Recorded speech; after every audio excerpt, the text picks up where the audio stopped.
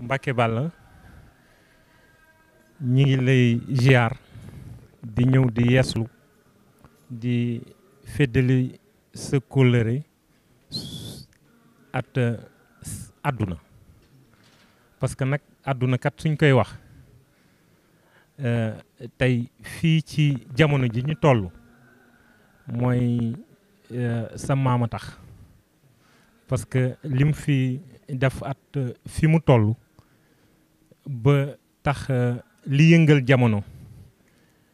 muy diggante Russie at fële ñuy wax que ni bëgg kaa teggi sax ci biir Russie bokk ci biir Russie parce que ñun duñ ko nangoo def ñun nekk der bu ñuul nekk benn nit bu ñuul bu nekk ci seen biir nekk benn africain nekk sénégalais waaye nag nekk sa njaboot yàlla def ñun sa njaboot lañ loolu lépp seen sa barke la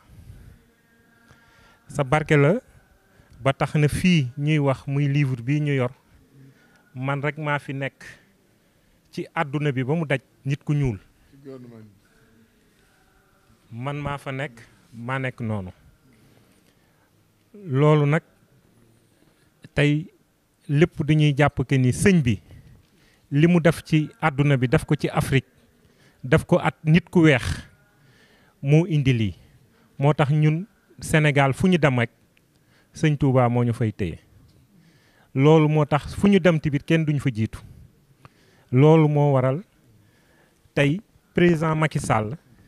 mooy premier président africain di benn président nit ku ñuul koo xam ne Russie yi bind nañ ko ci seen journal bi nag duñ fi bind ku nekk bañ ko waxee am na benn njiitu réew ci Afrique bu ma woo ba ma ñëw mu ne ma dama lay jox nationalité ba pare jox la téeméeri million nga bind ma fii nga fexe ba ñu bind ma fii waaye Macky Sall mii sax si sensu Serigne Touba la amee ñu bind ko fii kon boog loolu mënoon naa nangu loolu yëpp parce que alal daa neex waaye sëñ Touba mën nañu ci suñu deret ba mënuñoo nangu loolu moo tax ñu bind ko fii bi loolu weesoo ñu wax ne sëñ bi ñii toog indiwuma leen sëñ bi leen indi dama àggala rek li tax ma yeggale nag mooy suñ ma tuddoon faneen ma yóbbu leen ñoo ma tudd Touba kon boog ñoom ñoo tànn Touba ñoo xam li fi nekk loolu moo waral ñu ñëw sukk fii ñoom ñaar yeeslu wax la liñ la wax mooy que ni dañoo bëgg seen dëkk jàmm am fa te biñ ko toqalee ci sa nopp bërki démb ba nga jox leen audience bi jàmm commencé naa am kon boog ñu ne kon ñoom du ñuy ñëw jàkkaarloot yow te xam nañ ne ñoom ñaar ku ci nekk sa njaboot ña nga fa ñoom ay missionnaire lañ ñu bëgg ñëw àggale lii pour parce que ba ñuy ñëw tamit tàggu nañ seeni njiitu réew donc ku ci nekk tey dafa am loo représenté ci réew moomu parce que ñoom ku ci nekk yaa nekk fii ci Afrique di doxal réew moomu li muy def waaye nag yàlla def na ne sa jarbaat sa sët bii toog moom la yàlla def ci sa barke maam ci liggéeyu sëñ Touba si fi sëñ Touba toll at la mu def at tubaab yi te xamoon ne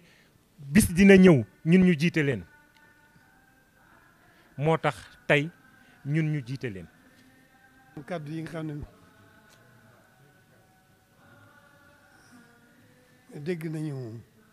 dégg nañu kàddu yi sëñ Abdoulaye Sow wax ci li leen tax a jóg dégg nañ ko bu baax a baax a baax. Monsieur Abdoulaye Sow,